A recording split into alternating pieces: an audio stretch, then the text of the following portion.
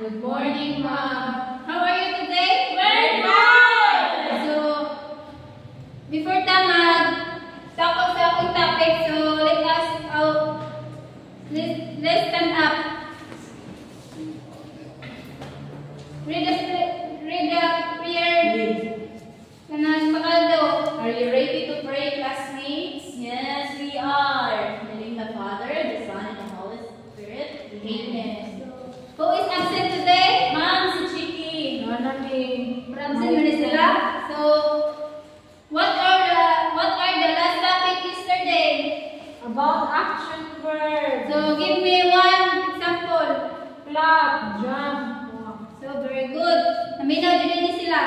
So, our topic today is, it's all about the ordering food of the restaurant.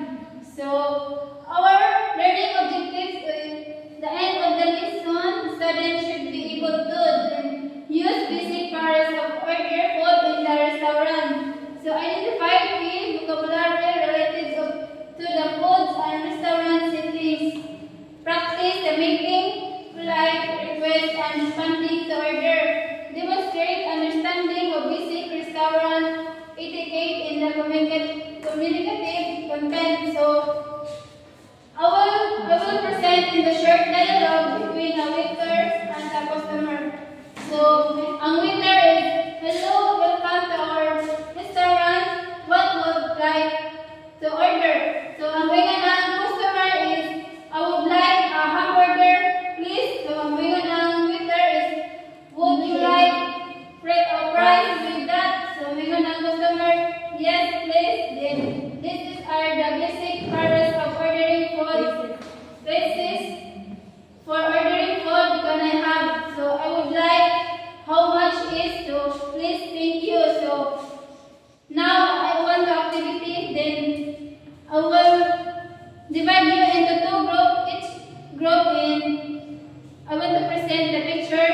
Then, identify kung saan niya siya picture. So, Okay, ma'am. This is group 1, this is group 2. Okay, ma'am. Stand up. Ako na, ma'am? Group Sorry po. Unsa ma'am, may identify? 1. Kung saan niya siya nasa picture. Ang tani na sa picture kay na siya sa restaurant anya the grilled chicken and cheese. So nag-order ni sila, maguyab din sila, nag-order ni sila og grilled chicken with cheese and rice. Yan na sila naging sila, please. Okay, that's all. So, give a 1, 2, 3 claps. 1, 2, 3. 1, 2, 3. Clap. Wow. So, group 2. Ikaw, Pakaldo. Masama niya siya nga nasa picture. Kani siya ma'am, kay nasa restaurant. Then, Niya ang waiter. I'll take a chicken soup. Niya, ingon ang customer. I think I'll go for compressed salad. What are you having, Maria? so, very good. So, kay ba na mo, kung saan niya siya pag kanang